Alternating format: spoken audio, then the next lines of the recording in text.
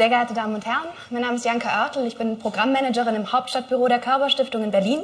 Ich heiße Sie herzlich willkommen im KörberForum im Namen der Körber-Stiftung. Willkommen zu einer Veranstaltung im Rahmen unseres Schwerpunkts Neuer Osten, neue Mächte, den Aufstieg Asiens als Chance begreifen. Nachdem wir uns im vergangenen Jahr anlässlich des deutsch-chinesischen Kulturjahres sehr ausführlich der Volksrepublik China gewidmet haben, wollen wir uns nun den Demokratien in Asien zuwenden. Beginnen werden wir diese Serie mit der bevölkerungsreichsten Demokratie der Welt, Indien. Indien ist für Deutschland und Europa ein wichtiger Partner in Asien. Das hat sich erst heute Morgen gezeigt, als wir den indischen Außenminister bei der Körber-Stiftung in Berlin begrüßen durften. Indien ist von wachsender weltpolitischer Bedeutung. Keines der großen Probleme unserer Zeit, wie Klimawandel oder Terrorismus, kann ohne Indien gelöst werden.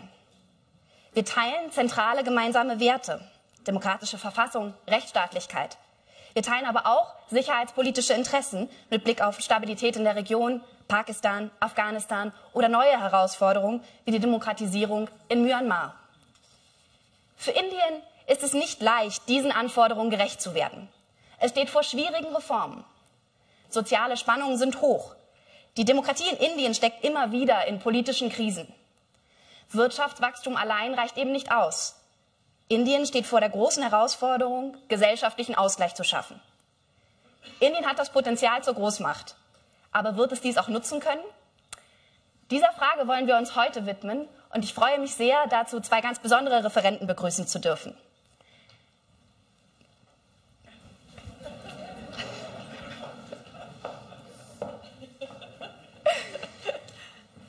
Mira Kamdar, zu meiner ganz Rechten, ist Senior Fellow am World Policy Institute und Associate Fellow der Asia Society in New York.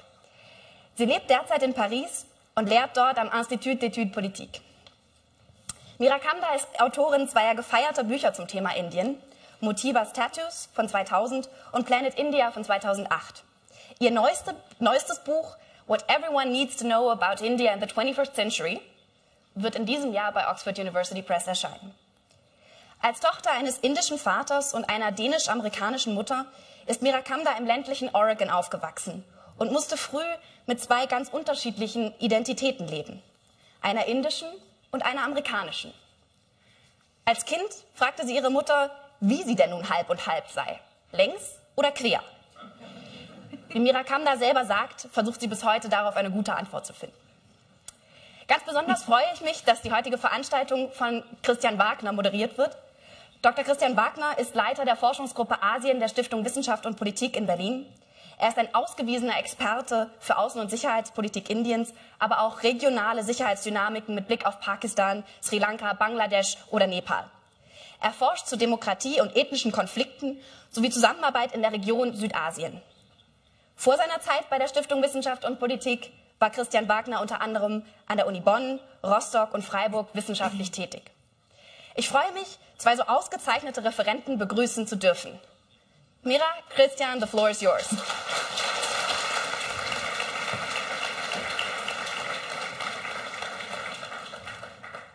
Liebe Janka, vielen Dank für die freundliche Einführung. Meine sehr verehrten Damen und Herren, einen schönen guten Abend von meiner Seite.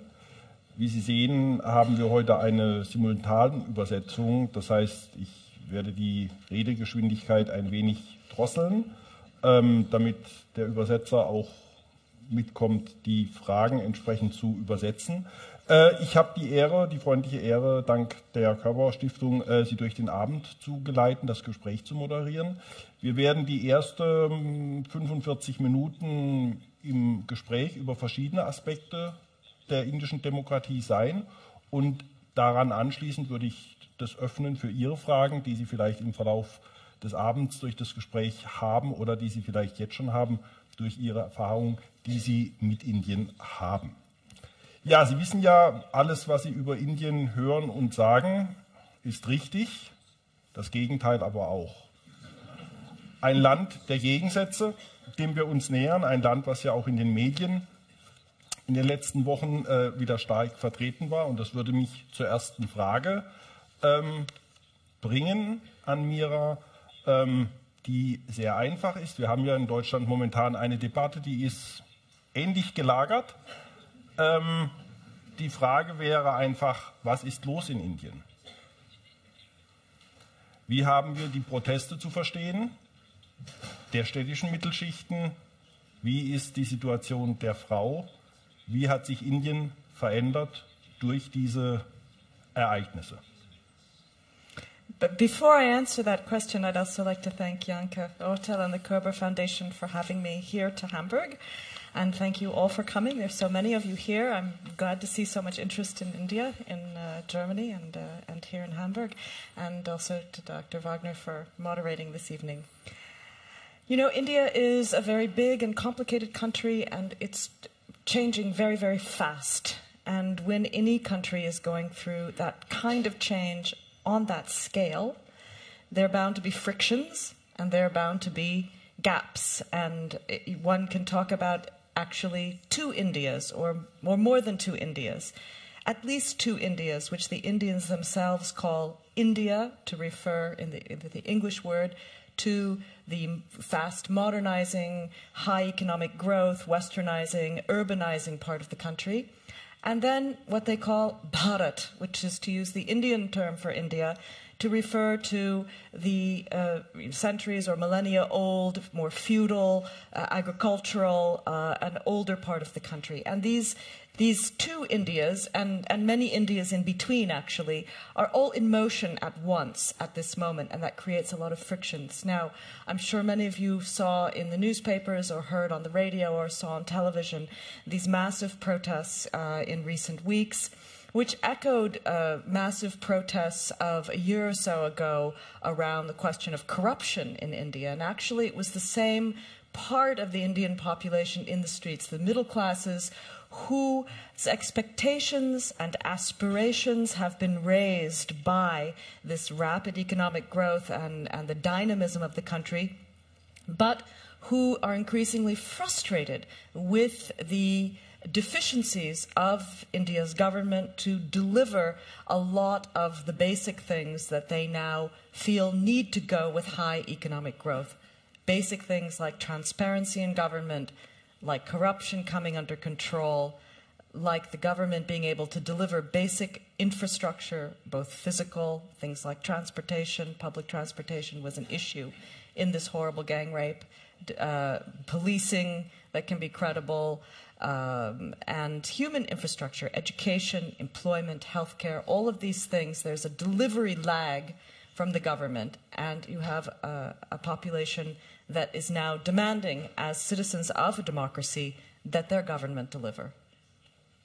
Wie wird diese Gesellschaft in Bewegung an sehr vielen unterschiedlichen Stellen, wann wird dieser Wandel, den wir ja beobachten in vielen Bereichen, wann wird er eigentlich auch die armen Bevölkerungsschichten erreichen? Indien ist ja immer noch das Land, was weltweit die größte Zahl an hungernden Menschen hat. Indien wird viele seiner Entwicklungsziele der Millennium Development Goals nicht erreichen.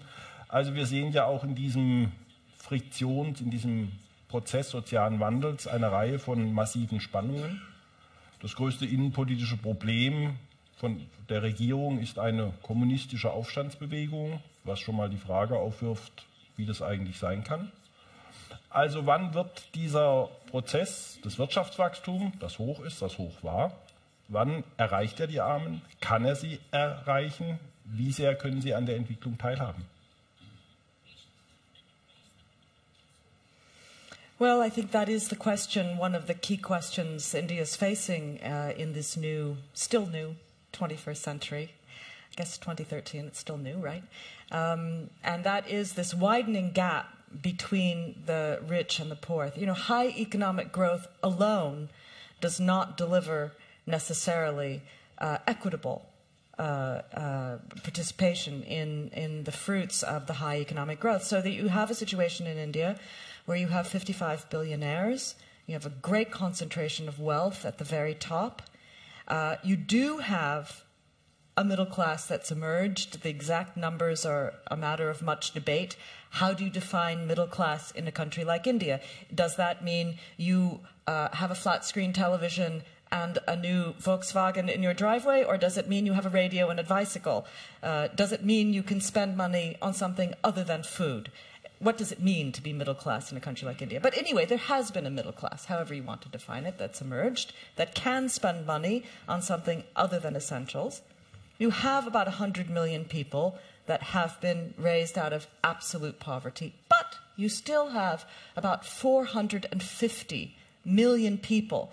That's, you know, like the size of the European Union, the entire European Union, who are living on $1.25 a day, €1 per day or less.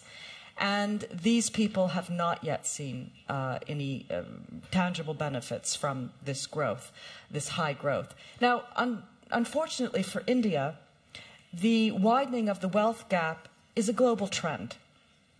I don't know the situation in Germany. I apologize. I don't know the situation in Germany very well. But where I live in France, certainly it's a problem, and it was a factor in the last elections in France. It's a very big problem in the United States, where you have a wealth gap that is wider than it has been in any time in American history since the end of the 19th century. So you have a global situation of widening wealth gap. Now, India has to somehow close the gap in India. Well, it's part of a global system where the gap is widening. That's a very kind of big challenge, and how India is going to do that, I don't know. The next part of the question is on the gender inequities, because that was certainly part of this horrific gang rape. Now, why did this one crime send so many people into the streets? Okay, it was a horrible crime. This poor young woman and her partner were tortured, and she was raped multiply. She had such terrible internal injuries that she died from them. But it really was the drop of water that made the glass overflow. And what was in that glass that was so full is a level of violence against women of all sorts, structural violence against women, as well as every kind of physical and social violence against women that is quite serious. India is, you could say that it's pathological patriarchy. I think I wrote that in a recent article.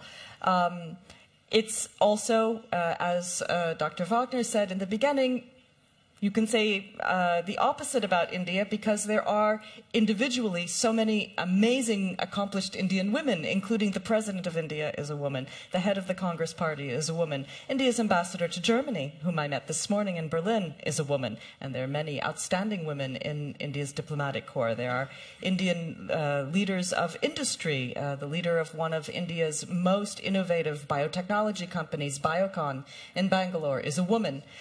So it's not as if all Indian women are, you know, cowering and victims all the time. But still, generally, socially, women's lives are not valued as much as men's, and it's because of the traditional family structure where girls grow up and join their husband's family.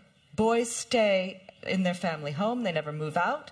Their parents continue to live with them, but the girls move out. In fact, there's an expression, growing flowers for someone else's garden. So that's what you do with your girl children.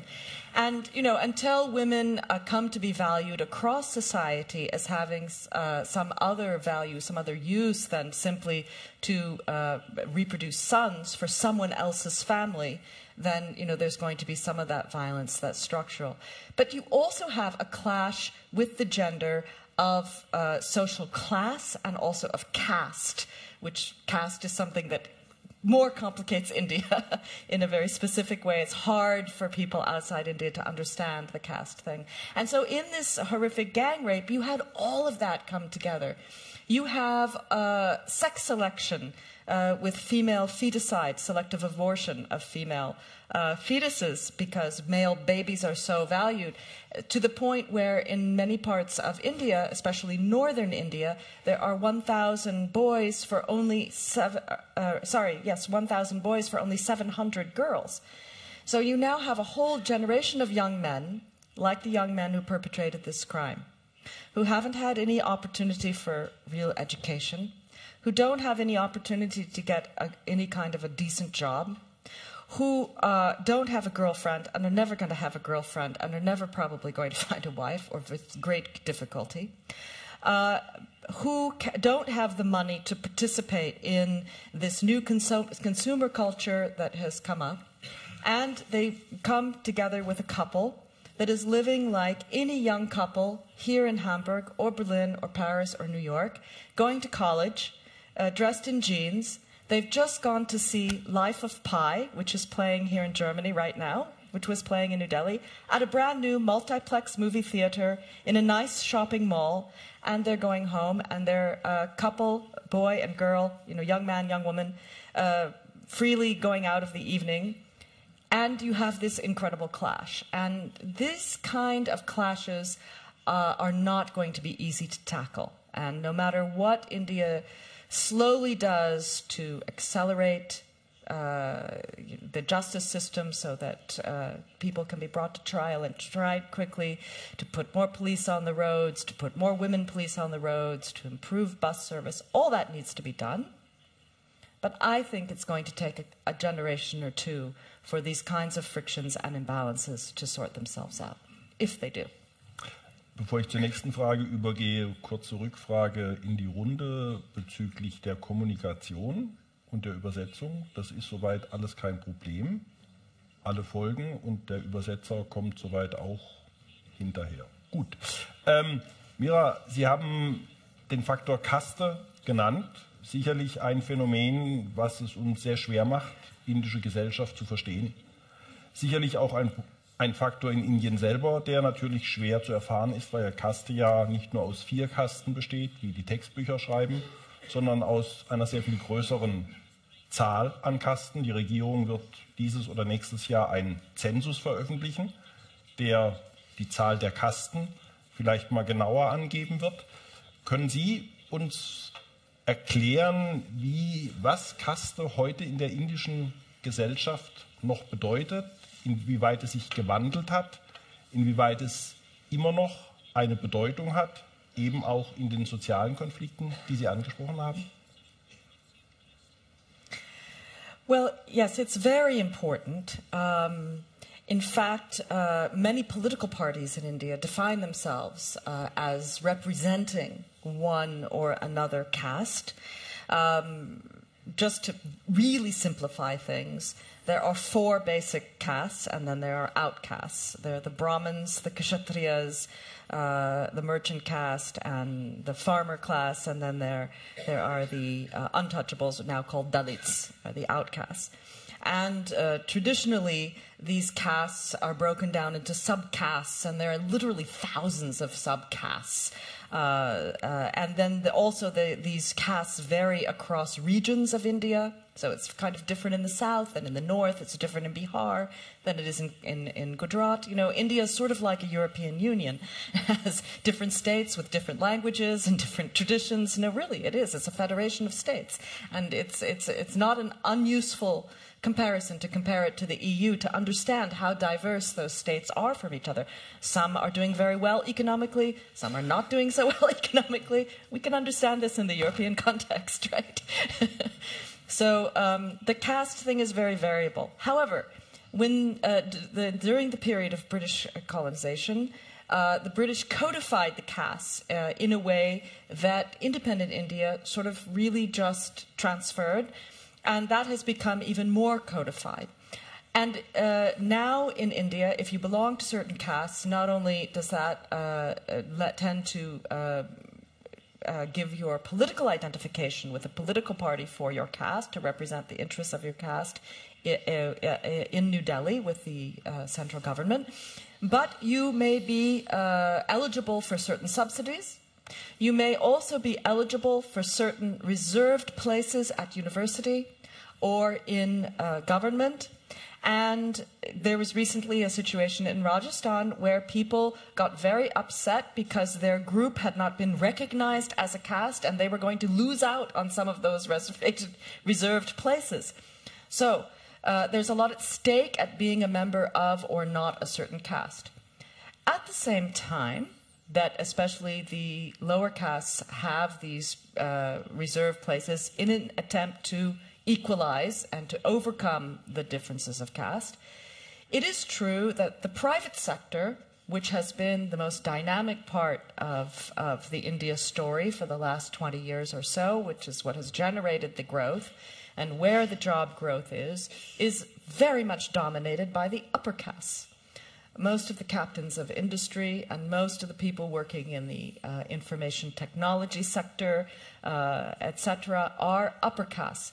Now, all you have to do in India to know someone's caste is hear their name. It's that simple. And so you do have people from lower castes who will change their name or otherwise try to camouflage their caste background. There's recently some very tragic string of suicides of very bright young people from the lower castes who had gotten places at university, and they were so harassed for being from a lower caste that they committed suicide. But with the liberalization of the economy, there are new opportunities, and there have been some really stunning success stories of lower caste people in the private sector. Cities do offer a certain amount of anonymity. If you're in your village, everyone knows who you are, knows where you came from, and you're stuck there. But when you come to a big city, and big city in India means big, 20 million people, you can find some kind of anonymity, and you can create your identity, your own identity, forge a new identity in a way that you can't in the village. So urbanization is helping more than anything to overcome some of these caste prejudices. But it's far from disappeared. It's far from gone. Ja, Sie haben ja auch die Mittelklasse schon erwähnt, und die Veranstaltung steht ja auch unter dem Motto Demokratie in der Krise.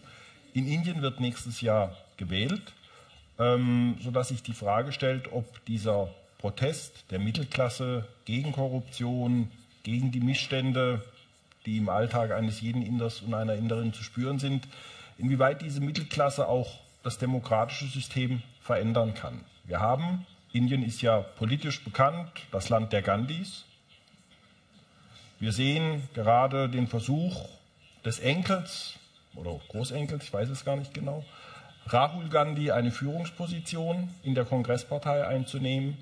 Wird dieser Proteststurm der Mittelklasse eine Auswirkung haben auf die politische Landschaft? Inwieweit wird er vielleicht auch dazu führen, dass dieses alte System der Familiendynastien, was es ja nicht nur auf der nationalen Ebene, auch in den Bundesstaaten gibt, auch zum Verschwinden kommt? Well, that's a very interesting question, and I think if the protests on the part of the middle class, the kind that we saw around this horrible gang rape, the kind that we saw a year earlier around corruption, will have any effect on reforming India's democratic institutions and legal institutions to make them deliver more of what these citizens now expect from their government, it will be because of the media dimension. Because, frankly, in terms of numbers of votes, the middle class does not elect India's political leaders. They are very much in a minority. Political leaders are elected by the masses. I mean, you have, at the last election, there were 714 million eligible voters. In fact, it's a cute thing to say. You can repeat this at your next dinner party. Every election held in India is the biggest election ever held. Because every year, more people vote. So next year in 2014, there'll be some 800 million eligible voters. Imagine that. And it's quite an operation to get everybody to the polls. The elections take place staggered over weeks because it takes time to get everyone to vote in different regions. And frankly, the middle class represents a very small number of those voters. So these are not going to be the determining factor in terms of votes the politicians need to get elected. However, as we saw this morning when we had breakfast with India's Minister of Foreign Affairs, the government of India is extremely conscious of its image abroad. India wants to play a larger role on the global stage, a role that it feels is only natural for it to play as its economy becomes bigger and bigger, and that it should have a role in the institutions of global governance equal to its economic role. And it's very sensitive to how the world looks at India. And so these kinds of incidents are things that it is exquisitely conscious bring it very bad press. And it will, strive to address these issues because it realizes that this story of India as a democracy with shared values with the West, with shared institutions with the West, if there are people in the streets and horrific violent crimes that grab media attention, it undermines the moral authority of India's story. And so there will be some pressure to do that. It's interesting to note that a significant number of India's elected officials, and I'm talking about members of the upper and lower houses of Parliament, are themselves charged with very serious crimes, including murder and rape, like more than 100 of them. And one of the things that some of the people in the streets have been calling for is for all elected officials who are facing charges of a criminal nature to immediately have to step down. We'll see if that happens. But again, if this middle-class protest has an effect on the coming elections, it will be more on the side of the media effect than on the actual voting. It's going to be farmers' votes that politicians are looking for. It's going to be, there's a very complicated calculus of what the Indians call vote banks, like vote saving accounts, if you will, and that will all be calculated. And I'm sure that whatever happens, my bet is that whatever happens next year, you will see a coalition government re-emerge. Indien ist ja nicht nur für seine Demokratie bekannt, es ist ja auch lange bekannt gewesen als einer der Wachstumstreiber der Weltwirtschaft. Hamburg ist ja auch eine der wohlhabendsten Regionen innerhalb Europas, hat viele Beziehungen zu Indien wirtschaftlicher Natur. Und wir haben aber auch in den letzten Monaten gesehen, dass die Folgen der Weltwirtschaftskrise zum einen, aber natürlich auch die inneren Reformblockaden in Indien selber zu einem Rückgang des Wachstums geführt hat. Die indische Regierung geht mittlerweile noch von einem Wachstum von 6% aus, was für europäische Ohren unerreicht ist, aber im indischen Kontext doch weit unter der Zielvorgabe von 8 bis 9% entfernt ist. Inwieweit sehen Sie die Möglichkeit oder welche Reformen muss die Regierung einleiten, damit dieser Wachstumsprozess wieder in Gang kommt, der ja auch notwendig ist, um eine Reihe von Sozialprogrammen zu finanzieren? Die indische Regierung hat in den letzten Jahren sehr viel investiert in Sozialprogramme. Diese müssen auch in Indien bezahlt werden. Wo sehen Sie die Möglichkeiten, dass dieser Wachstumspfad wieder in Gang kommt, damit natürlich auch die Armen an der Entwicklung teilhaben? Well, there are actually two questions in that single question, at least. At least. So one is, how is India going to get back on track, get its growth figure back up into the 8-9% range? In fact, Manmohan Singh, the Prime Minister of India, at least for another year or so, has said just a couple of years ago that India needed to hit 10% growth consistently in order to bring its poor out of poverty. It's never quite hit 10%. It did come very close a couple of years ago with 9-something, but it's never quite hit the double digit. This is the mystical thing that the Indians have tried to hit, the target they've tried to hit, the double digit.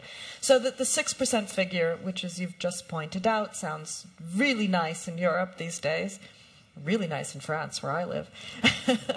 It's almost half actually of that double-digit number, and 2/3 of the 9% number. But high growth alone is not going to enfranchise the poor. High growth may generate some more Indian billionaires. It may be very good for Hamburg and other trading partners of India.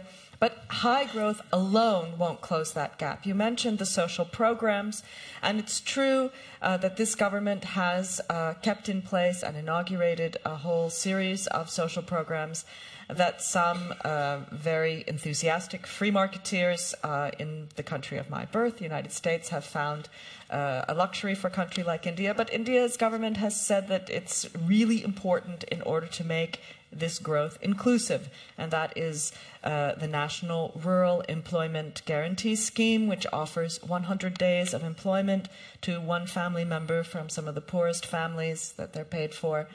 Hot midday meal scheme, which is to offer a hot, nutritious lunch in public schools, not only as a way of getting a nutritious meal into children, but also enticing families to send their children to school because they know they'll eat there. And programs like this. But a real problem is that a very significant amount of the money that is allocated to those programs never reaches the people that those programs are intended to help. So, yes, India needs to generate higher growth if it's going to bring those 450 million people I mentioned at the beginning, give them the purchasing power so that they can participate in this growth story and become enfranchised in India's modernization. But it also has to address corruption. And it also has to make sure that those rebalancing programs actually reach the people they're meant to reach and don't just go into the pockets of every person down the line from Delhi to the village, which is what happens. Rajiv Gandhi, the father of the anointed candidate for the Congress Party in the 2014 elections, Rahul Gandhi, who is Indira Gandhi's grandson, he once estimated when he was Prime Minister of India, he was assassinated in the 1980s, but when he was Prime Minister of India, he estimated that 10 paisa or cents of every rupee that New Delhi spent on a program, that only 10 cents, paisa, actually reached the person it was supposed to reach. So that India has to improve on that as well. And then I also don't think that this is really going to be a truly enfranchising growth story until India can get a real improvement in primary education and basic healthcare delivery. Because you can't just get people economically enfranchised by throwing money at them. You have to give them the tools that they can use to be employable. I mean, India is this land of contrasts. We were talking about this in the train, actually, on our way here from Berlin, where, on the one hand, you have millions of unemployed youth who are desperate for a job, and on the other hand, you have these state-of-the-art Indian companies that compete on a global basis with the best of Europe's and North America's companies, let's say in information technology. They can't find qualified workers. So India has to improve education also. Eine Debatte, die wir ja in vielen Industrieländern führen, auch in Indien, auch in den Schwellenländern, ist das Spannungsverhältnis zwischen Wirtschaftswachstum, was notwendig ist, auf der einen Seite und Fragen des Umweltschutzes, der Ökologie auf der anderen Seite. Wie wird in der indischen Gesellschaft dieses Spannungsverhältnis aufgelöst? Wir haben ja auch eine Reihe von Umweltproblemen in Indien. Wie versucht die indische Regierung das anzugehen? Inwieweit setzt sich ein Umweltbewusstsein durch, was wir im Bereich China debattieren, eine Green Economy oder ein Green Growth, also ein ökologisches Wachstum herbeizuführen? Well, the government of India is certainly aware of environmental issues. India is facing a very severe water crisis, for example. It has been said that whereas oil was the main reason for wars in the 20th century, water might be the main reason for war in the 21st century. India is facing very severe water crisis because you have water consumption that is increased in the urban areas with the urban growth, more people massing in the urban areas, but also with economic growth, people buying washing machines and people wanting, 3 bathrooms in their house and this kind of thing. You also have an energy crunch of huge proportions. You might have read in the newspapers earlier or last year about this massive blackout, electrical blackout, 600 million people who were suddenly without power because the grid fell. And, so India is facing this massive energy crunch as well. People are buying air conditioners, computers, things that demand power, buying cars that need fuel. And all of that is making huge new demands on energy consumption. You have a very big problem with air pollution. I don't think an Indian city has quite reached the levels that we read about happening in Beijing of the last 15 days or so. You might have read about that. But it's pretty bad. It's pretty bad in India's major cities. And with the explosion in automobile sales and consumption and the reliance on coal, mostly so-called dirty coal in India, there's an air pollution problem. Climate change is something the Indians are very conscious of because India is going to suffer and is already starting to suffer, but will suffer much more from climate change than we will in the Northern Hemisphere. It's one of the sad ironies that the poorest countries in the world are the countries that will be hit the hardest by climate change because they're closer to the equator, et cetera, et cetera. India is a peninsula. It has sea on 2 of its 3 sides, so as sea levels rise, you've got major cities there, Calcutta, Chennai, Bombay, Mumbai, they're all on the coast. India is also a country where 70% of the population still depends directly on agriculture for its survival, and 80% of India's farmers depend on rainfall for irrigation. The monsoon is the lifeblood of India's agriculture, and that monsoon has become less predictable, too much, too little, too late, too early, and this is a matter of great concern in India. Having said all that, India's position is we will not sacrifice growth for the environment. We will not sacrifice growth to solve the climate change problem. And their position on that is the gases that have accumulated in the atmosphere over the past century or so, who put them there? Was it India? No. So who should bear the greater responsibility? And India has said, okay, we know this is a problem. We are willing to cap our emissions at 3 metric tons per person per year. India is currently at about 1.2 metric tons of carbon emission per person per year. Of course, there's 1.2 billion people, so that's still a lot of carbon. But still, you can compare that to the big producers, which is Canada, Australia, and the United States, at more than 20 metric tons per person per year. Germany, I believe, is at about 12 metric tons per person per year, and France at about 7 metric tons per person per year. So India says, all right, we are willing to cap at 3. We're at 1.2, we'll cap at 3. But we want you to come down to 3. Now imagine what the economies of North America, Australia, and Western Europe would have to do to bring emissions down to 3. And you can see how worried India is that it will have to cap at 3. Okay? So it's a contradictory situation. The fact of the matter is, in India, there are laws against pollution. There are all kinds of environmental regulations. They are regularly flouted, like many other laws. Its surface waters are very polluted. Its underground aquifers are starting to become very polluted. Its air is very polluted. But the mantra is, let us grow now, and then we'll deal with the environment. Or, if I could put it more crudely, get rich, get dirty, and then clean up. Janka Oertel hat ja in ihrer Einleitung darauf verwiesen, dass alle oder viele der globalen Probleme nicht ohne Indien zu lösen sind. Klimawandel sicherlich ein zentrales Problem. Indien war in den letzten 2 Jahren auch nicht ständiges Mitglied im Sicherheitsrat der Vereinten Nationen, also in einer sehr prominenten, in einem oder in dem wichtigsten sicherheitspolitischen Gremium, was wir global haben. Indien hat ja immer einen eigenen ständigen Platz im Sicherheitsrat beansprucht.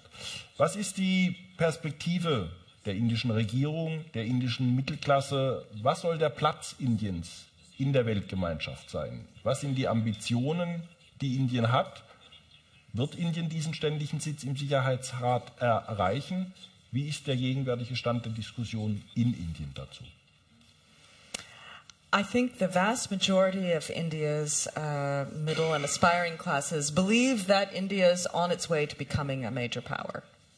In some vague sense. They may not have specific notions about what that means, but as a college student I quoted in my book, it was published about 4 years ago, said, "You people are going down and we are coming up." And this is the way they see the world. This is the way they see the world. Europe and the advanced economies are aging, slowing down, creaking along, and India's charging up, and it's young, and it's hungry, and it's going to take over the world. So that's really how they see it. In terms of practical modalities of how India will assume this greater role that it believes is its due,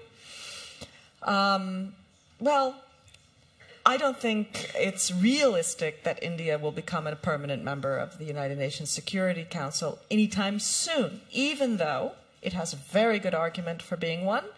I mean, frankly, why should France continue to be a member of the Security Council and not India, when India's economy is bigger and its population is bigger? I mean, I hope they'll let me back into Paris when I get on the plane tomorrow. Es gibt keine Passkontrolle. Yeah, it's a good thing. But no, but seriously, the fact of the matter is the Security Council, 5 permanent members, have a very nice and comfortable stake in being those 5 permanent members, and they're not likely to let new members in soon, whether that's India or Germany for that matter. Now, there's a lot of nice talk, there's a lot of recognition that India has legitimate claims, and maybe in some ideal future, at some time, when the United Nations Security Council is reformed in some way, which we don't know yet, but we all agree should probably happen sometime, it could become a member of the Security Council. But it remains to be seen when that would actually happen. When will a country like India or China or Brazil be one of the principles of the International Monetary Fund or the World Bank? When will these other institutions of global governance reflect a world in which we all know the vast amount of wealth and power is shifting toward Asia? And you've had these sessions on China. Now we're talking about India. It's a fact. When will those institutions of global order, which frankly were set up after World War II by the United States and the Western powers, when will those start to look more like the reality of the global economy? I don't know. I don't know. But certainly it is an aspiration for India that they do so. Ja, der Moderator hat jetzt hier noch eine ganze Reihe von Fragen, die er gerne loswerden möchte, die er noch nicht im Zug mit Mira besprechen konnte. Aber ich würde natürlich es auch begrüßen, wenn vielleicht an dieser Stelle sich auf Seiten des Publikums schon Fragen entwickelt haben. Dann würde ich jetzt auch gerne dafür Ihre Fragen aufnehmen, die wir dann von Mira beantwortet bekommen. Wir hätten die erste Wortmeldung dort. Sie können die Frage auch auf Deutsch stellen, natürlich, es wird dann übersetzt, also kein Problem. Ja, ich habe noch mal eine Frage, und zwar die Geschichte mit dem Kastensystem. Hat das vielleicht einen militärischen Ursprung, damit die Kommandeure genau wissen, wer wo was macht und steht? Und zweitens, gibt es in Indien irgendwie so ein Fortbildungsprogramm für Leute, wo man sagt, okay, ihr seid ingenieurtauglich, also, und dann diese Leute in die Welt schicken, damit die in der Richtung auch ihr Studium aufnehmen können. Vielen Dank. Könnten Sie den ersten Teil der Frage noch mal kurz wiederholen? Ich habe es nicht ganz verstanden. Was Sie Ja, das Kasten. Ach, das Kasten. Okay, danke. Gut. Ja, alles klar. Danke. No, the caste system is not of military origin. It's a really very ancient way of organizing society, and it's not that different from the way some countries in Europe were organized, perhaps less formally, where you had what was called the nobility of the sword and the nobility of the robe. So the nobility of the robe would be like the Brahmins, who traditionally were the keepers and perpetuators of the holy Indian epic stories and prayers and all of that. In fact, they were the literate class, often the only caste that knew how to read and write Sanskrit, the classic language. So sort of like Latin in the nobility of the robe. I'm translating from French, actually, noblesse de robe, noblesse typée. And then the nobility of the sword would be, like the knights and the aristocracy, landed gentry. This would be the kshatriyas. They are the warrior caste. They would be fighting. They would be doing all the fighting. So that's their job. Okay, they get to carry a sword, but they also have to fight, like the samurai in Japan or something. Okay, and then you have the merchant caste. That's like the bourgeoisie, the burghers, right? So they're the ones who are actually making all the money and doing the trading and all of that. And then you have the farmers, so that's like the peasants, and then you have the outcasts, and these are people who perform jobs that are associated with impurity. So they deal with dead animals, with leather business, with sewage and things like that. These are people who were traditionally in the outcasts, but it has nothing to do with the military. And your second question, I'm sorry, I forgot what the second part of the question was. Someone remind me? Ja, ich hatte gefragt, ob hier in Indien... Oh, for the engineers, yes. Yeah. Yeah. Yes, of course, there are hundreds of thousands of Indians who leave India every year to study abroad. There are 80,000, some 80,000 every year who go to the United States to university. Many of them major in engineering and sciences.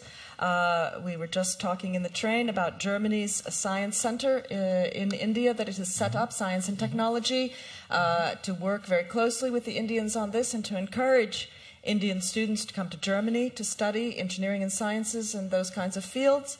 I understand from Dr. Wagner that about 4,000 Indian students come to Germany every year. About 2,000 go to France, and I'm not sure what the numbers are for the UK, but it's bigger than all the numbers on the continent, and for the obvious historical and language reasons. But many, many Indians go abroad to study every year. Eine kurze Frage. Gehen die Inder auch wieder zurück?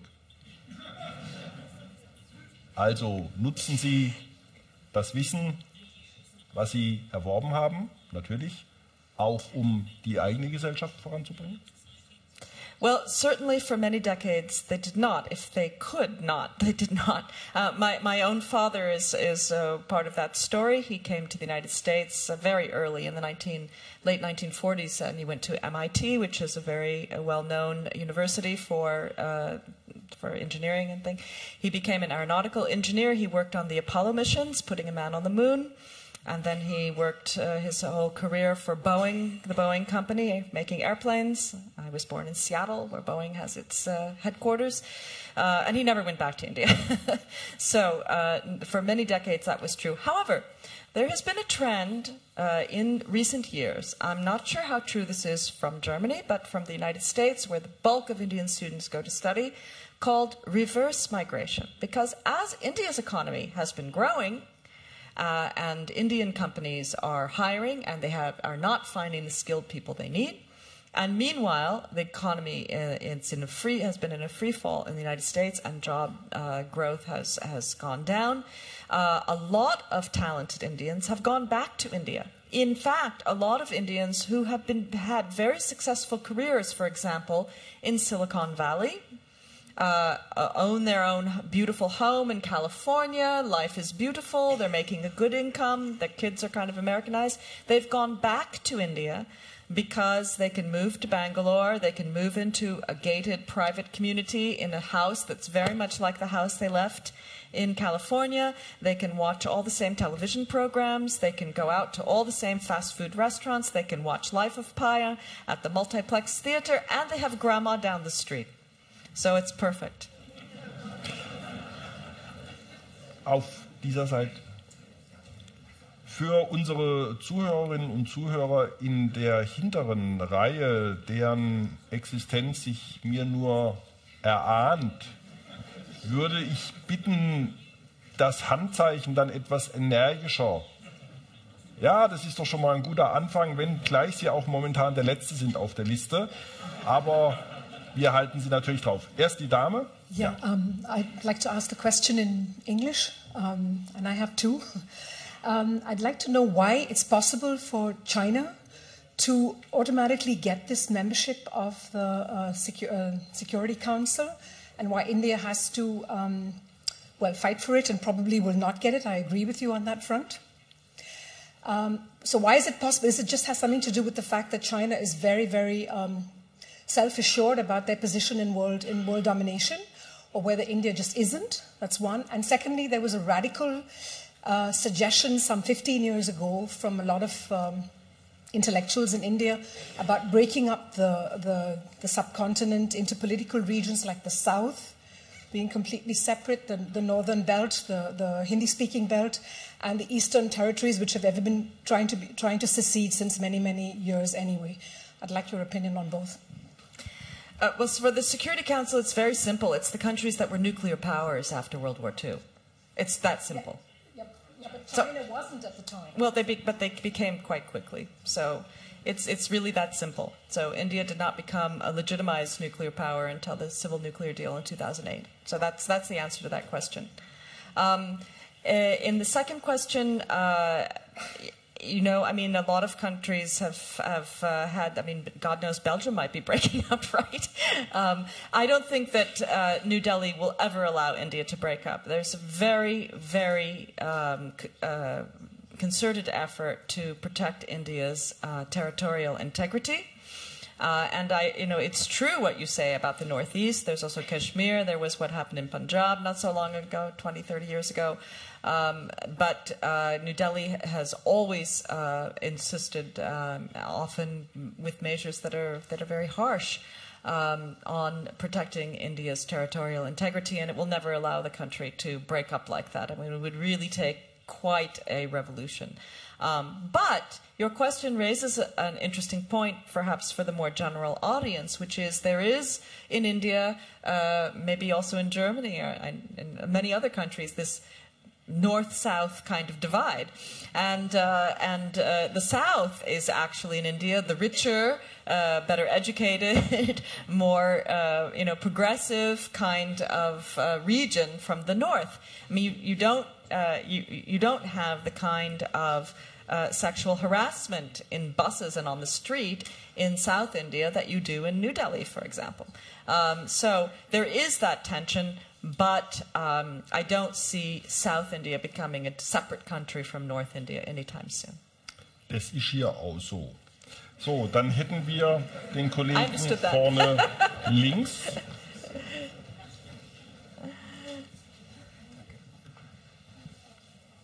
Ich glaube, ich war dran. Da kommt er hinter mir. Nein, Sie sind. Ja. Ja. Okay, thank you.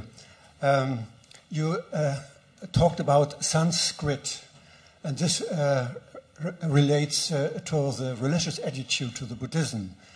And I see that there's a battle behind the scenes between these traditional attitudes. For instance, it is a karma to be poor, and they don't worry about much certain circles. On the other side, there's a development of the middle class, who only looks after having a regular salary and have possibility to consume, to travel. And these may be the fight between traditional roots and the globalism and development. And it's a question who is winning the battle. You didn't touch so far this tension. Thank you. So the question is about in sort of India's religious attitude, which is actually, I think, in Hinduism, this notion of karma, not in Buddhism so much. The notion of karma is something that's also very mysterious to people outside of India, and to really make a long story short, it's that your actions and decisions as you go along in your life generate effects, and these become things that you have to live with, if not in this life, in the next life, because in several Indian religions, including Hinduism, people believe in reincarnation. So, to really simplify it, if you do everything right, you might get to come back as a human, and if you do everything really right, maybe you could come back as a really beautiful, rich, powerful human. And if you do everything wrong, you might come back as a fly, or something. So I mean, that's just to really simplify it. It's more complicated than that. But you're right. There is somewhat of an attitude that, and this is not an attitude that's unique to India, that, well, if the poor are poor, it's because they've done something to be that way. And if they just worked harder or did something different, they wouldn't be poor. I mean, this is not an attitude that's unique to India. There also was, for some time, a degree of acceptance among people for their lot, because maybe it was their karma, and maybe next time they would be reborn and have a better shake at life. But that's really fading away, that acceptance. And as you say, the arrival of consumer culture and this middle-class striving has kind of replaced that notion with, I want to get it, and I want to get it now, I want to have it, and I want to have it now. And there is quite a tension between those two things. One thing that you did not mention, but I think is also really an interesting thing in India, is that the teachings of Mahatma Gandhi, who's actually no relation to Rahul Gandhi or Indira Gandhi, but the teachings of Mahatma Gandhi, who was someone who was against a consumer culture, who was someone who was against even capitalism and industrialization in the form of British imperialism as it was imposed on India, and who dressed as poorly as possible. He said it was a costume that he acknowledged was a costume, but it was until the poorest of the poor could do better, he would dress as they could dress. And there are equivalents of ascetic kind of people like this in the European tradition as well. But that has completely been rejected by this new modernizing India. And there's lip service paid to Gandhi. He's on some of the money and things like that. But in terms of people's lifestyles and what people want and all of that, it's really India as the land of Gandhi is finished. I mean, it's really, really, really over. Mhm. Dann hatten wir, genau, da hinten eine Frage in der mittleren Reihe, eher auf dem...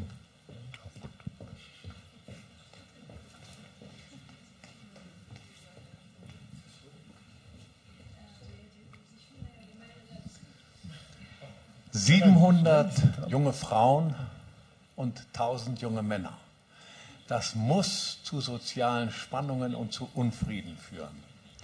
Gibt es in Indien, und das betrifft ja nicht nur Indien, es gibt ja auch andere Länder, bei denen das ähnlich ist, China zum Beispiel.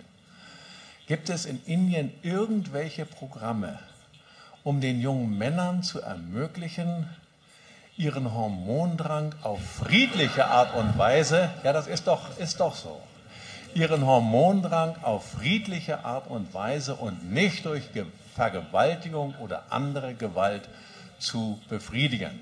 Frage 1. Und die Frage 2, welche Rolle spielen die Sikhs in Indien? Okay, two completely different questions. So, number one, no, there's the National Rural Employment Guarantee Scheme, but there isn't the National Young Men's Hormonal Treatment Scheme. Not yet. I mean, there are laws against selective abortion. It's completely illegal. Okay? Abortion is legal in India, but selective sex abortion is completely illegal. There are all kinds of programs to value the girl child, help the girl child, cherish the girl child. I mean, this is just a mantra that's repeated over and over and over again. But this has not had that much of an effect. This has not had that much of an effect. It is a real problem. A real problem. And like I said, it's going to take a generation or two for it to get worked out. And so I think that India and some of these other countries where there is this sex disparity, gender disparity, are in for some real social tension problems for some time to come. India just made homosexual marriage illegal, so that's out too.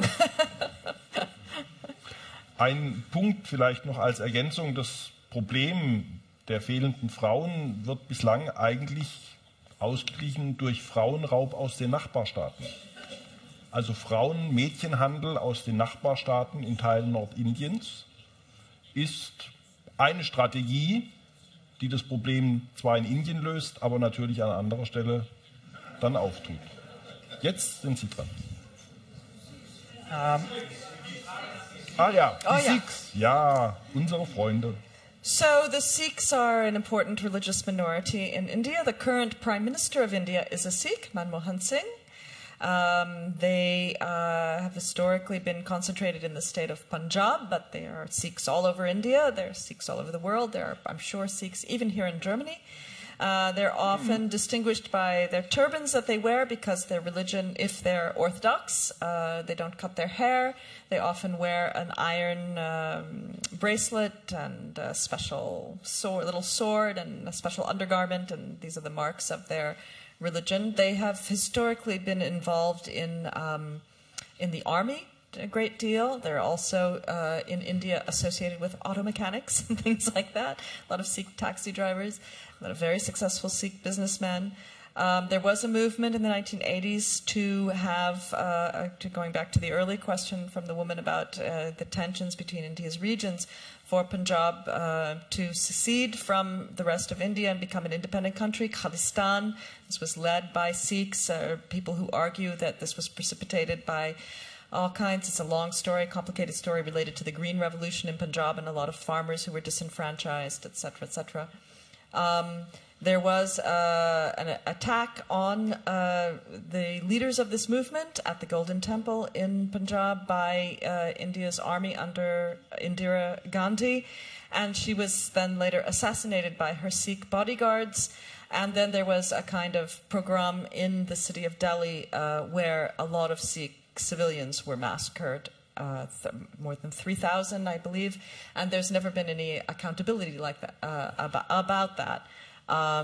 But many people felt that when Manmohan Singh became Prime Minister, that was a sort of healing moment for the country, and also notably for the Congress Party, because he is the leader, he is the Prime Minister of the Congress Party, which is the party in power, and it was the Congress Party that had perpetuated this sort of revenge killing against the Sikh community in Delhi after Mrs. Gandhi's assassination. I don't know what else you want to know about Sikhs. Ich würde davon ausgehen, dass Sie sicherlich einen Sikh-Tempel hier in Hamburg haben. Oh. Alles andere würde mich erstaunen, aber das können Sie vielleicht noch mal erklären. Aber ich bin sicher, dass wir hier auch eine Sikh-Community haben. Ja, also gibt es natürlich auch in Deutschland. Ja. I just want to ask about the subject, like about democracy. India is, as you call it, a democratic state, but I will call it as a mafia state because I'm an Indian and I'm from the poor one, and I never seen a democratic move in India, which is maybe in foreign views it's a democratic state because there's election and all, but it's similar to Russia or some other countries which has had elections, but the ruling class remain the same.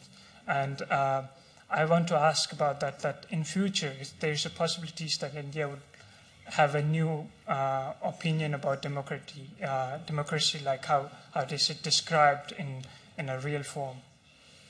Well, I think you have an excellent question. There was actually a very interesting article published recently in the prestigious American journal Foreign Affairs by a very wonderful contemporary Indian writer, Basharat Peer, who happens to be from Kashmir, and he's written a beautiful memoir. I hope it's been translated into German, called Curfewed Night in English.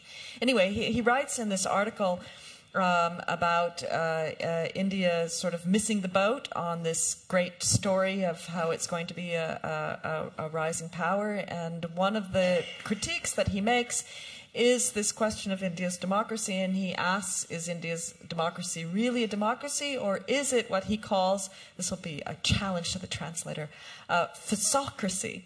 P-S-E-P-H-O-C-R-A-C-Y, I believe, which basically means a country that has elections, people go to the polls and vote, but as you say, nothing really changes in terms of the government. And I've heard members of India's elite, business elite and government elite, say things like, the masses vote, the classes rule.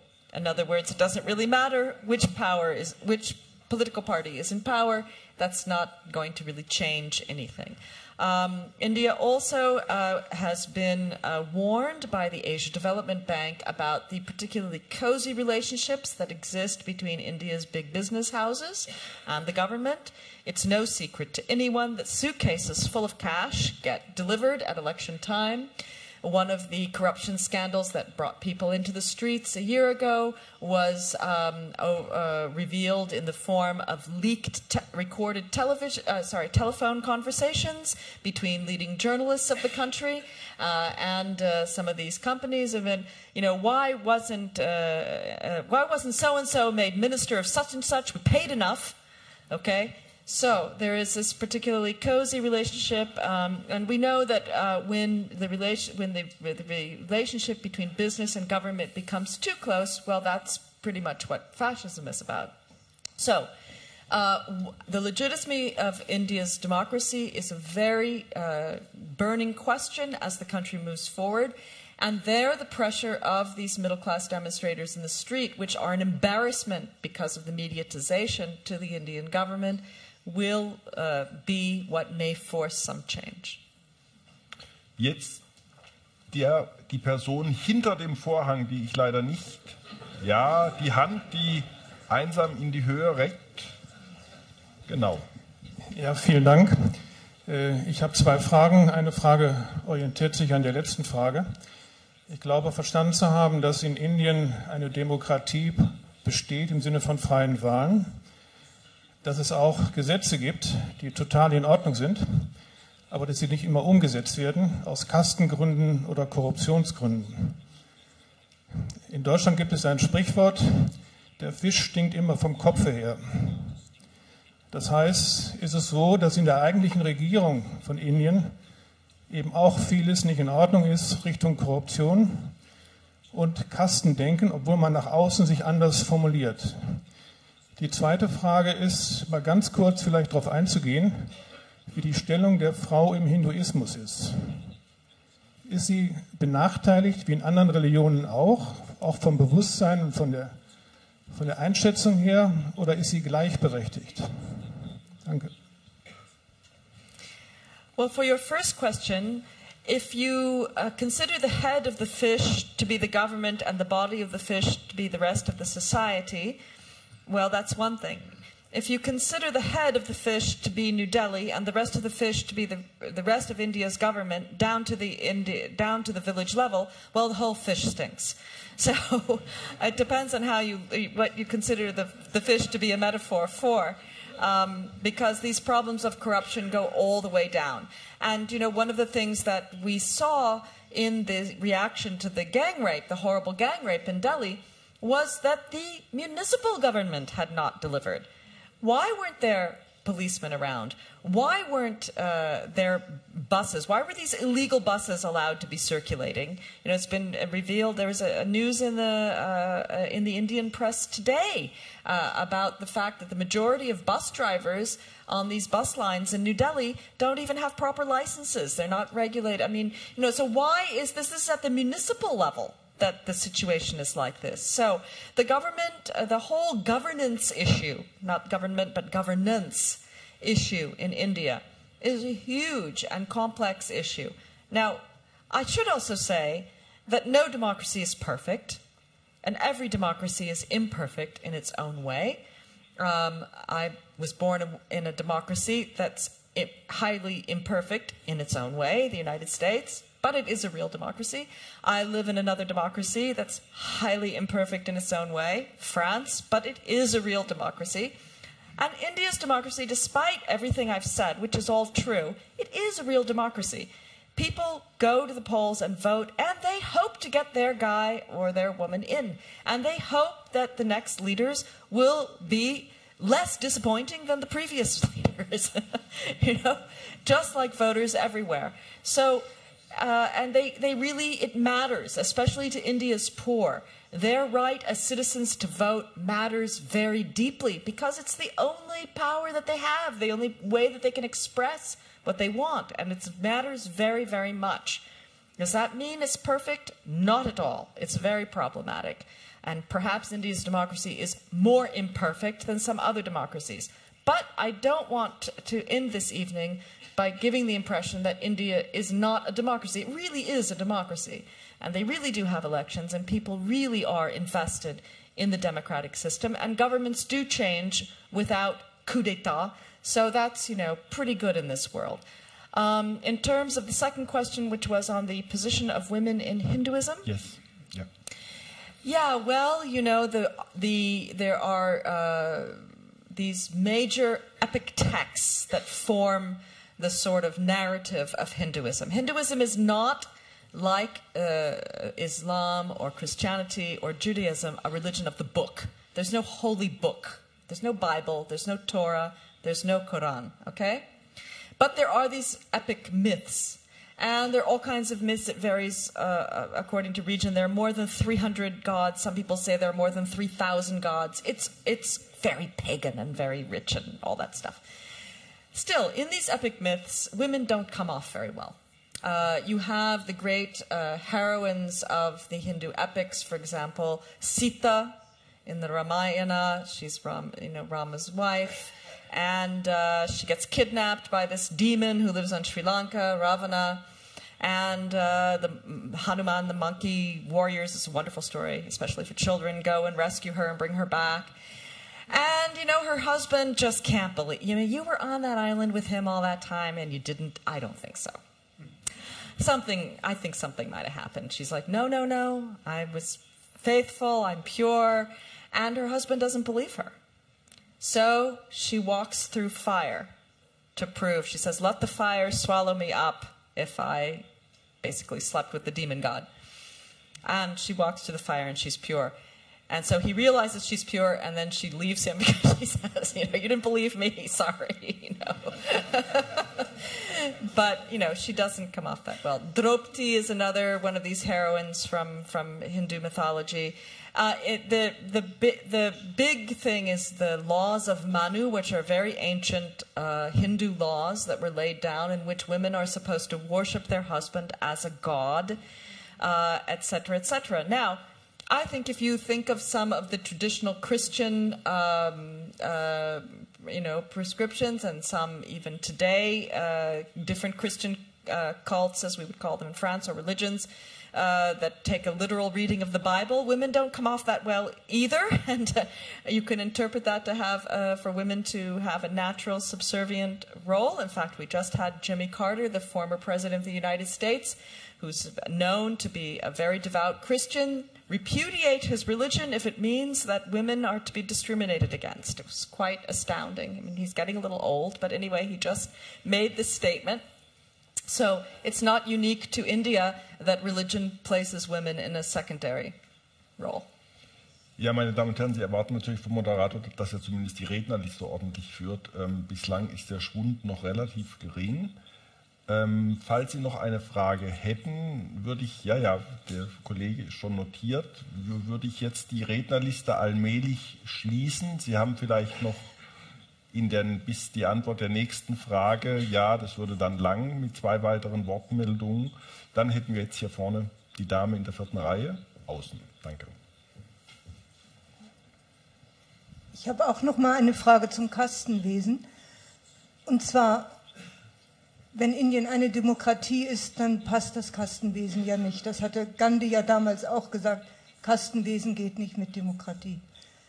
Ich habe aber auch gelesen in der letzten Zeit, dass es indische Philosophen gibt, die sagen, also zeitgenössische Philosophen, die sagen, das Kastenwesen wird ewig sein, das Kastenwesen wird auch diese Zeit überstehen. Das Kastenwesen ist einfach so flexibel, es wird nie verschwinden. Wie würden Sie dazu Stellung nehmen? Well, I don't think that I am going to be fortunate enough to have eternal life, so I don't know if they're going to be eternal, because I won't be around to see them. No, honestly, I don't know. What does that mean, that they'll be eternal? That seems to be an absurd thing. Here's what I will say in terms of caste and democracy. Because now so many of the political parties are defined in terms of caste, you actually have a very interesting process over the last 15 years or so, 20 years or so, which a very prominent political scientist of India, who is someone we both know, Christophe Jaffrelot in France, has called the democratization of Indian democracy. And the vector of that democratization is actually through caste, because these caste-based political parties have allowed the lower castes to get a purchase on real political power at the center and get their hands, therefore, on some goodies from the states and funding and things like that, and prestige also that comes with real power that they never had before. So there has been this kind of leveling on the side of India's democratic institutions, with members of parliament now coming as much or even more from the lower castes. However, as I mentioned earlier, in the private sector side, where you have the economic dynamism, that remains dominated by the upper castes. So the real challenge for India now is not so much to democratize in terms of caste on the political side, but to democratize in terms of caste on the opportunity in the private sector. Hier vorne, in der ersten Reihe, bitte.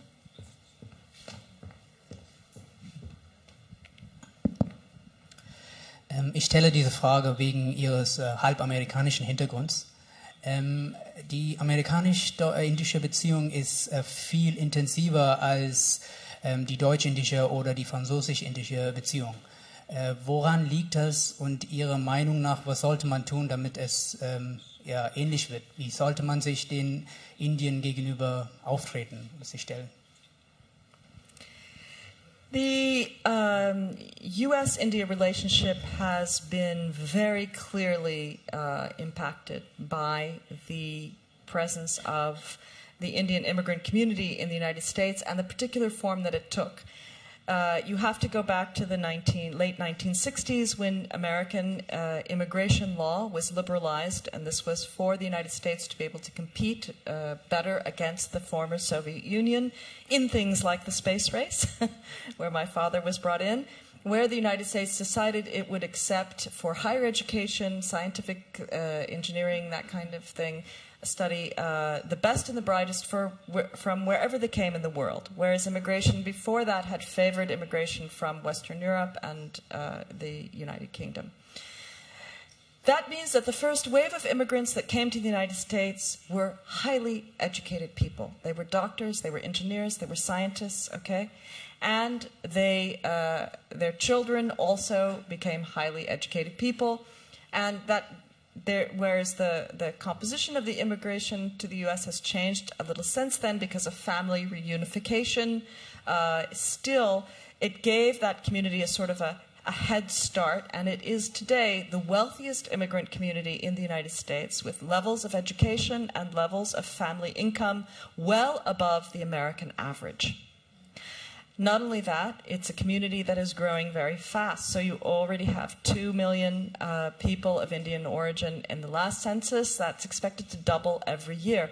So it's going to be 4 million in the next census. Then it will be 8 million in the census after that.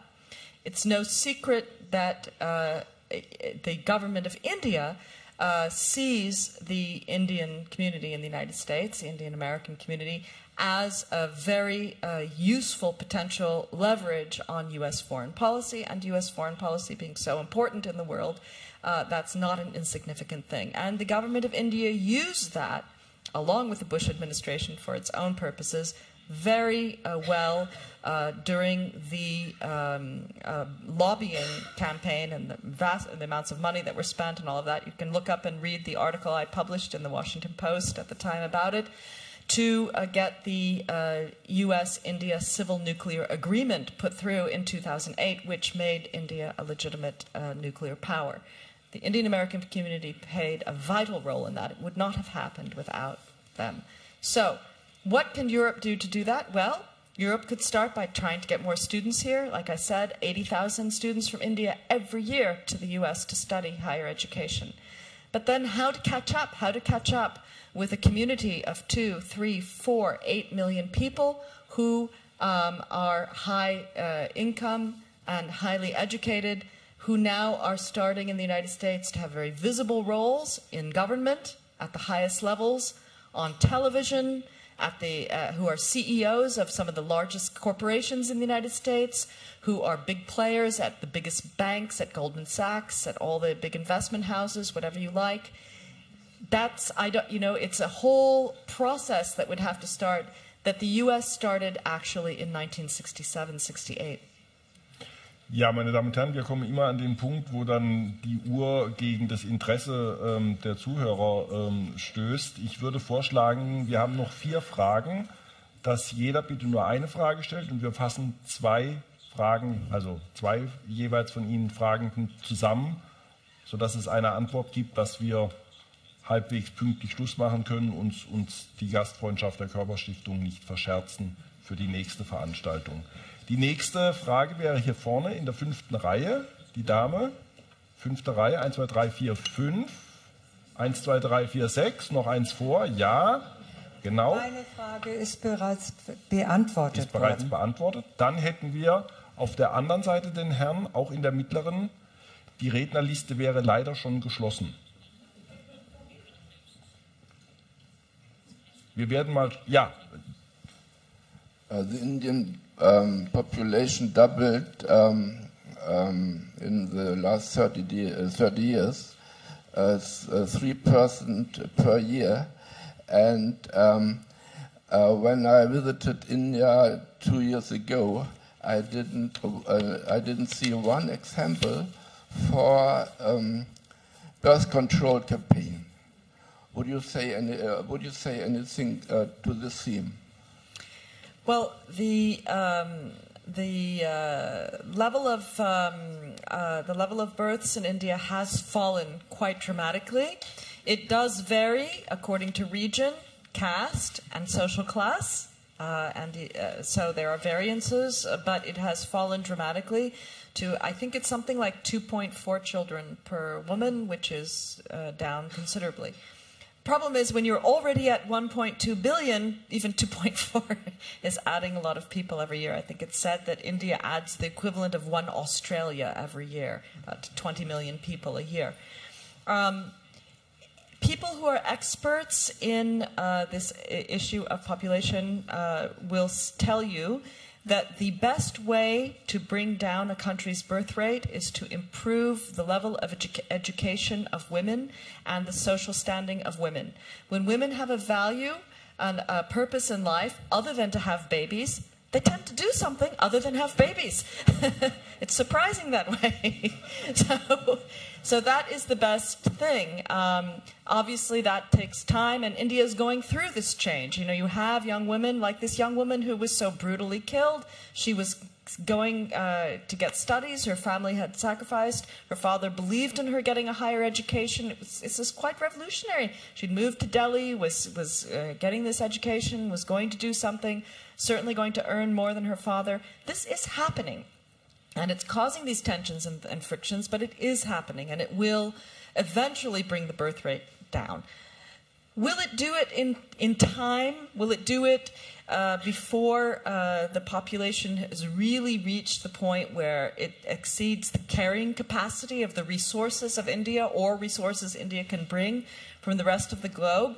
That's a big question. That's a big question. Now, India will say we have to grow our economy really, really fast. That's the way to bring the birth rate down, because people will, instead of, I could have that fourth child, or I could buy a new Volkswagen. Okay, you know, people will make these kind of choices, but that takes time. It is happening, but that takes time. In terms of seeing things for birth control, India's tried all kinds of things. Even it's tried during the emergency with Indira Gandhi, it tried forced sterilization. That didn't work very well, and she was thrown out of power because of that. So I think that it's just a process that's going as it can go. Whether it will, you know, sort of halt India's population growth before the country becomes too polluted or can't deal with the size of the population, we'll have to see. Jetzt haben wir noch zwei Fragen in der Mitte, hinten und ganz hinten. Wenn sich vielleicht die beiden Damen und Herren, von hier nicht wirklich zu erkennen, nochmal zu erkennen geben. Eine Person. Ja, wenn wir schon über die Korruption sprechen, würde ich auch erwähnen, ein paar Worte, HSH Nordbank und die Philharmonie in der Nachbarschaft. Da sind auch Milliarden verballert und ist keiner ins Knast gegangen und wird auch keiner ins Knast gehen. My question, relationship with neighborhood and especially with Pakistan. Gut. Wir wollten ja noch Fragen zusammenfassen. Wenn sich jetzt aus der hinteren Reihe sonst niemand meldet, dann hätten wir hier noch auf der linken Seite die letzte Frage. Bitte um eine kurze Antwort, was natürlich bei der Thematik schwierig ist, wie der Moderator selbstkritisch eingesteht. Ich hätte mal eine Frage noch gerne beantwortet, die mir in Indien bisher keiner beantworten konnte. Wie funktioniert der weltgrößte Demokratie mit 1,2 oder 3 Milliarden Menschen, wo 41% Hindi sprechen, neben Hindi noch 21 offizielle Sprachen gesprochen werden und 400 Dialekte? Wie geht es dazu? Demokratie heißt ja miteinander diskutieren. Mit welcher Sprache sprechen die? Es ist ja wohl so, dass kaum 10% in Indien Englisch sprechen als Zweitsprache. Das ist für die letzten 90 Sekunden ein gutes Programm. Okay, on corruption, I wasn't sure what you meant by the neighborhood. If you Pakistan, he meant the relation with Pakistan. Oh, the relation with Pakistan. Okay, because I thought it was something about the banks and people not going to jail. So you can make 30 seconds for Pakistan and 30 for the corruption. Okay, so yes, India does not have a monopoly on corruption. That's my answer on that. On Pakistan, it's a very difficult relationship. There are some cross-border things that are being done, but it's a relationship of kind of undying distrust between the two parties. That's all I'll say on that. It's too complicated. And on the languages, well, things get translated. Just 30 seconds. Relax. Okay. On the languages, things get translated. You know, it's like a federation. So, and all the parties, there are very few parties that actually are national at this point, which is one of the reasons why so many of the governments are coalition governments. So that you have, you know, the Tamil Nadu party, that would be in the south, forming a coalition with a party based in, I'm making this up, but based in Bengal or based in Bihar. Those would be 3 different language groups, but they would come together to form a coalition. The national character of the parties isn't formed by language, it's formed by ideology. So that you have the 2 most national parties are the Congress Party, which has presided over India for much of its independence, the party of India's independence, the party of India's first Prime Minister, Jawaharlal Nehru, who's the great-grandfather of the young man, well, he's not so young, he's in his 40s, but we still think of him as a young man, Rahul Gandhi, who will be the Congress candidate next year. And then there is the Bharatiya Janata Party, or BJP, which is the Hindu Nationalist Party, which, to make things very crude, the Congress Party would be a quote-unquote secular party that would admit to sort of equal tolerance and respect for all of India's religious groups. It shouldn't be forgotten, this question hasn't been asked tonight, but that India is the world's third largest Muslim country, if you measure the Muslim population, after Indonesia and Pakistan, so you have significant religious minorities. And the Bharatiya Janata Party, the Hindu Nationalist Party, would say that the only real Indians are the Indians whose religion has its roots within India, so that would be the Hindus, the Jains, the Buddhists, and everybody else are kind of like false Indians, or we'll let them live here, but they're, it's kind of like that. So those are the two sort of national parties, and they get their national support from their ideology, not from their language. Everything gets translated. If you think about it again, like the European Union, actually maybe New Delhi pulls it off better than Brussels. Ja.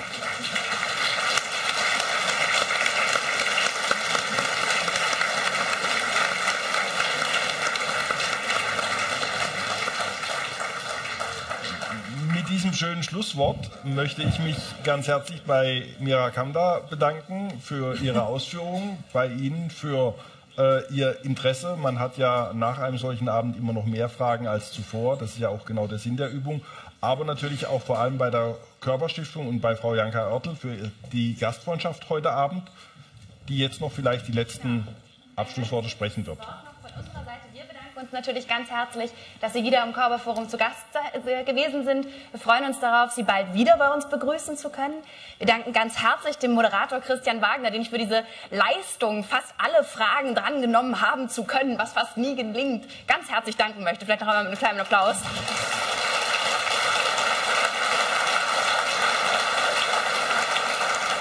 Und Mira Kamdar, dass sie sich all diesen Fragen so kenntnisreich gestellt hat.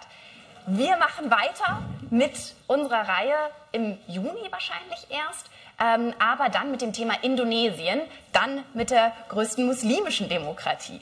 Das wäre dann das nächste Thema. 6. Juni ist avisiert als Datum, wenn Sie sich das vielleicht schon mal notieren möchten. Wie immer beenden wir diesen Abend draußen mit einem kleinen Glas Wein und freuen uns darauf, Sie bald wieder bei uns begrüßen zu dürfen. Herzlichen Dank.